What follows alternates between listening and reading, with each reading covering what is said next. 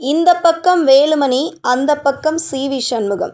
எடப்பாடிக்கு எல்லா பக்கமும் அடி, அலறும் அதிமுக. அதிமுகவில் பொதுச் செயலாளர் எடப்பாடி பழனிசாமிக்கு எதிரான அதிருப்தி நாளுக்கு நாள் அதிகரித்து வருகிறது. குறிப்பாக முன்னாள் அமைச்சர் எஸ்.பி. வேலுமணி மற்றும் அவருக்கு ஆதரவாக இருக்கும் சி.வி. சண்முகம் உள்ளிட்ட மூத்த நிர்வாகிகள் கையில் எடுத்துள்ள திட்டங்கள் கட்சிக்குள் புதிய சலசலப்பை ஏற்படுத்தியுள்ளன. இதற்கிடையில் வேலுமணி தனது ஆதரவாளர்களுடன் வேறு ஒரு பிளானை வைத்துள்ளாராம். இதனால் அதிர்ச்சியில் இருக்கிறாராம் எடப்பாடி.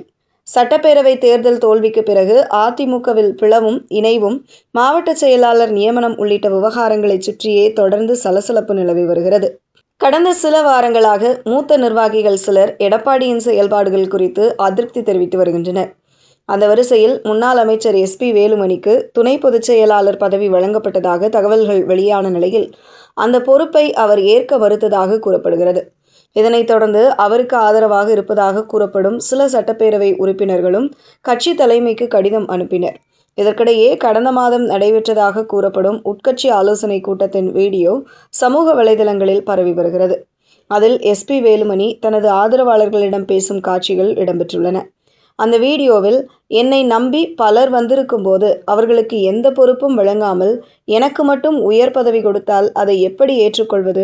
மாவட்ட அளவில் பல ஆண்டுகளாக கட்சிக்காக உழைத்தவர்களை புறக்கணித்து நான் மட்டும் பதவி வாங்க விரும்பவில்லை என்ற கருத்தை அவர் தெரிவித்துள்ளார்.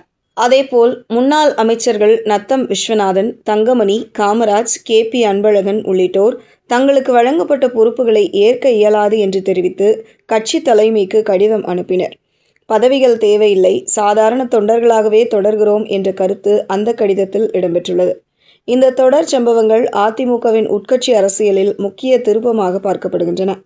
குறிப்பாக கொங்கு மண்டலத்தைச் சேர்ந்த தலைவர்களும் சி.வி. சண்முகம் தலைமையில் சில வடமாவட்ட நிர்வாகிகளும் ஒரே அணியாக செயல்படுகிறார்களா என்ற கேள்வியும் அரசியல் வட்டாரங்களில் எழுந்துள்ளது. சமீப காலமாக மாவட்ட செயலாளர் நியமனங்கள் தொடர்பாகவும் அதிருப்தி நிலவி வருகிறது.